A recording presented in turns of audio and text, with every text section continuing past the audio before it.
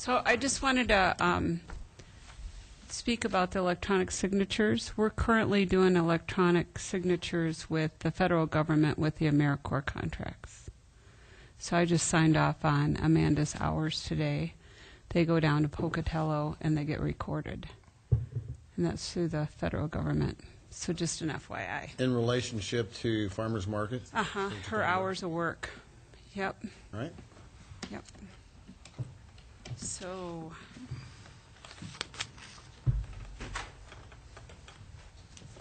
it's not on.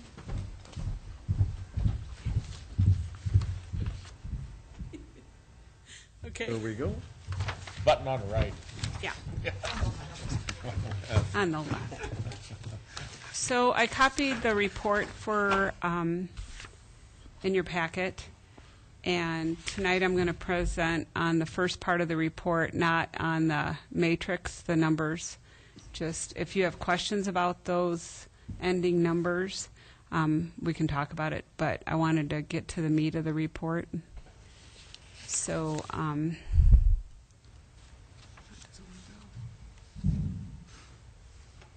you go. I always lift the partnerships and some of the sponsorships that we have with the market. I don't think we should forget that a lot of people on this page help us out greatly with the market.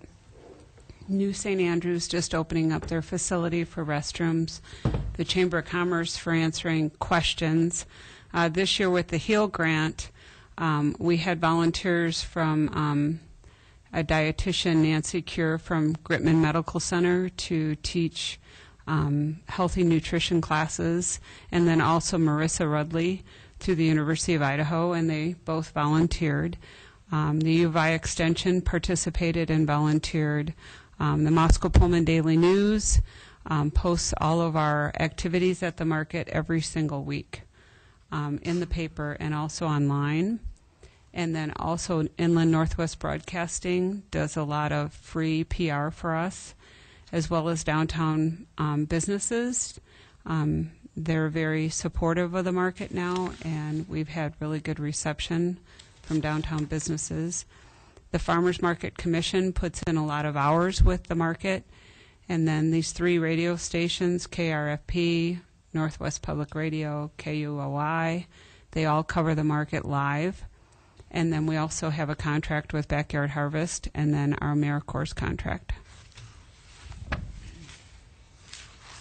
So this is the participation of people within the city and then people in our community that participate in the market. You can see we booked 28 paid musicians, 21 non-paid musicians. We booked Festival of Dance, non-paid. We did the volunteer coordination for voting for the favorite farmers market. We did the poster contest, the canning demos with the canning grant. We participated in the HEAL grant with the High Five Passport program. Amanda Argona coordinated the feed study, which was another component to study the market. And the engineering department participated. Just Kevin and Scott Bontrager set up their storyboards on construction and road crews for the summer to educate the public.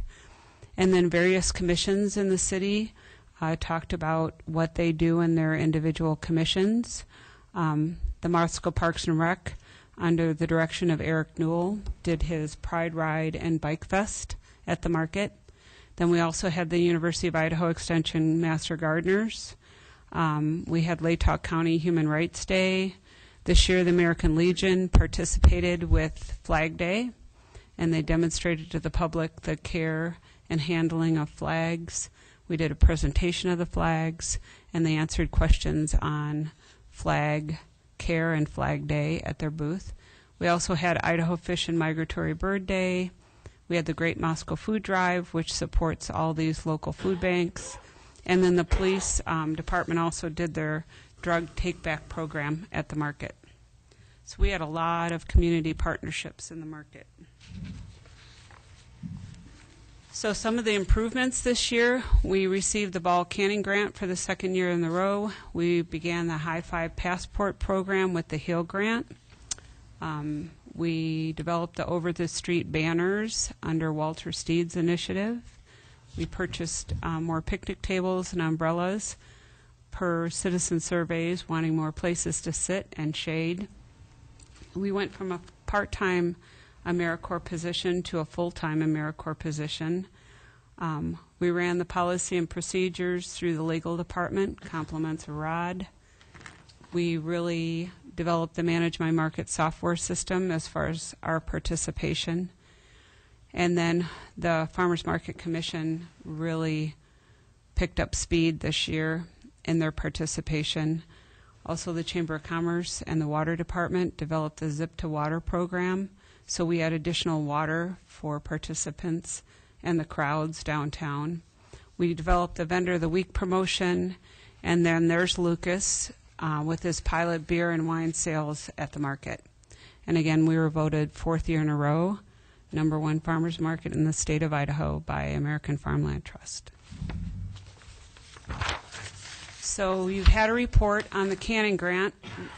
This just goes back over all the different items that we distributed, all the different prizes that we distributed, and the value to all of the product, $2,256 worth of product, and about $1,850 worth of prize money. So that was really successful again this year. Marketing, this is DJ's forte. Does a lot of marketing for the department, and this is the dollar amount that we spent collectively on marketing. The big cost this year, of course, was the Over the Street banners. Which were terrific. Yeah.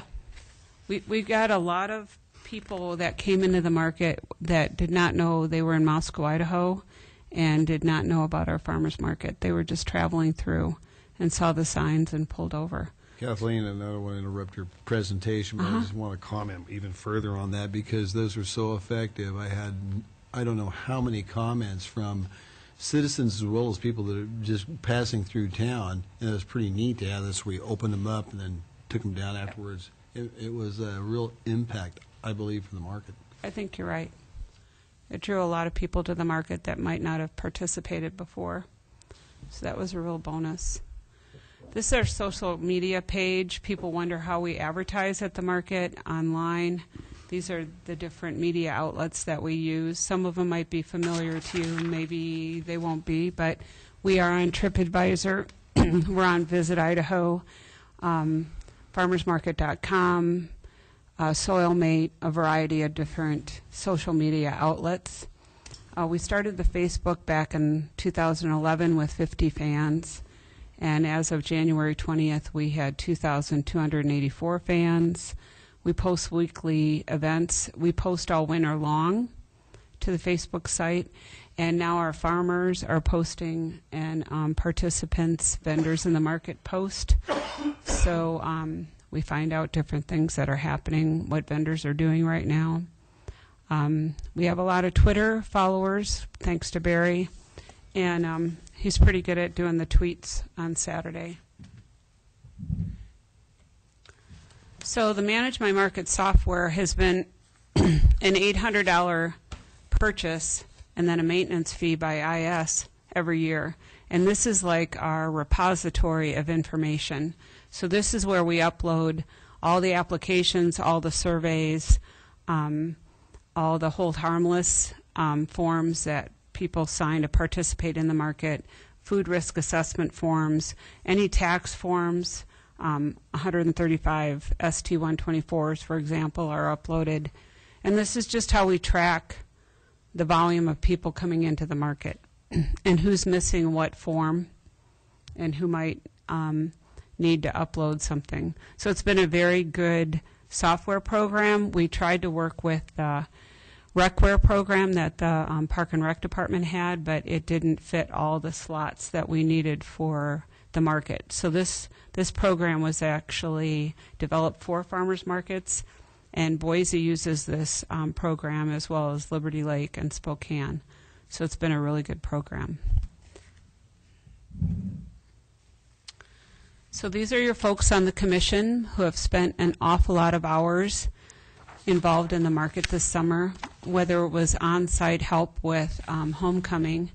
My thoughts go out to Shirley Green because she really coordinated a lot of work and even had Dave Trail drive us with his pickup truck and our costumes. And a lot of folks helped out with the Healthy Active Living Project and the homecoming parade, as well as market juries serving as jurists.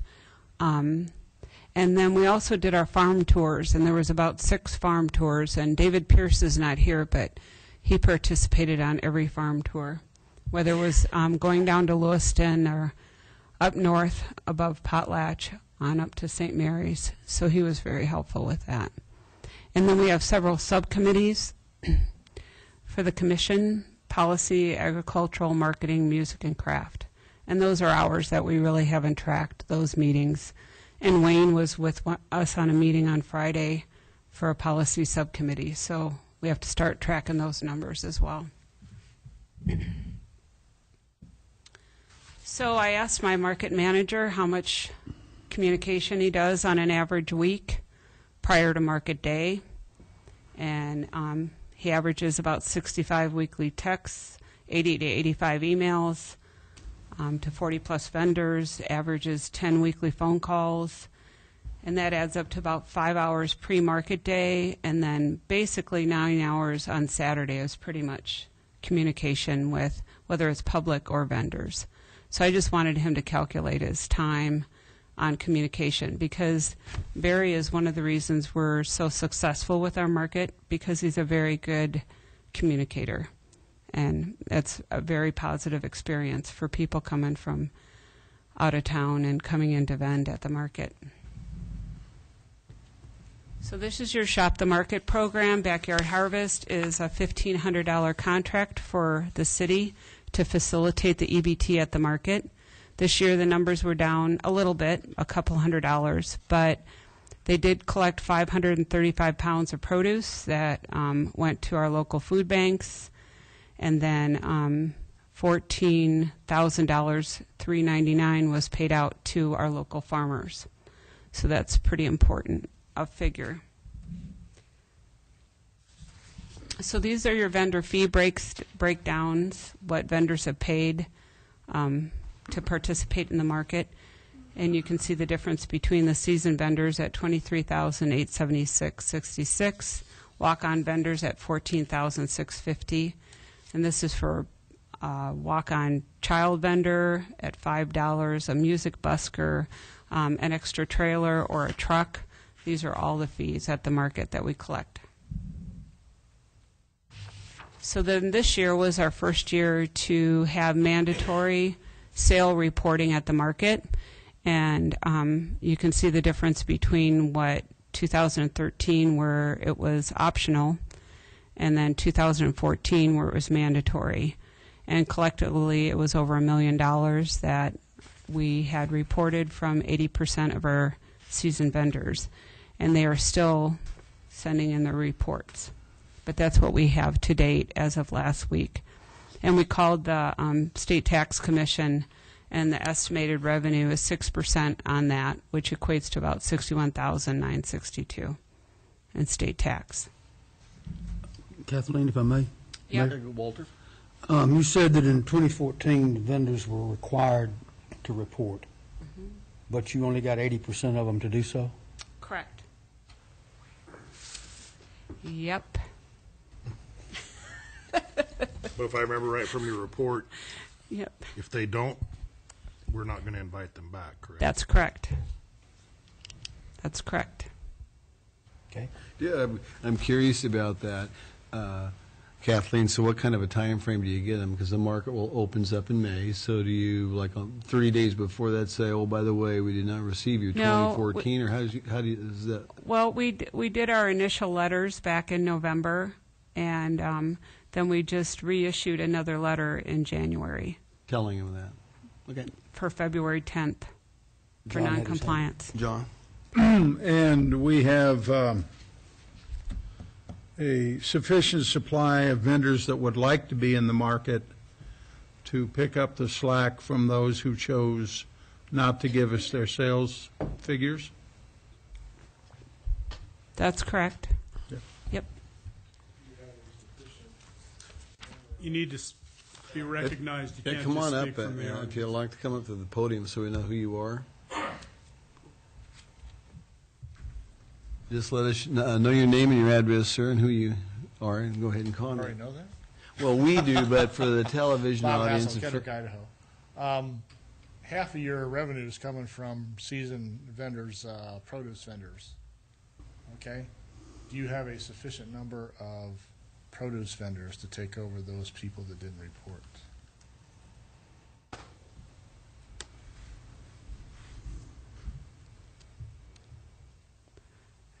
Most of the reporting, there's only one produce vendor that is non-compliance. Yeah. So we're not having a problem with produce vendors reporting. It's some other areas like craft and food, primarily. Another question on the reporting. Are the walk-ons, the children that we see that are selling, I don't know, bracelets they made or whatever, are they under the same requirements for reporting? Yes. Okay. There's a daily walk-on reporting, and you can see we broke it down between season and walk-on. So walk-on produce was $35,000, walk-on craft was $54,000. So it applies to everyone? Yes. If they're there in the market and Yep. selling, they're asked to report? Right. Okay, thank you. Yep. Any other questions about this slide? Go ahead and continue, Kathleen. Okay. Thank you.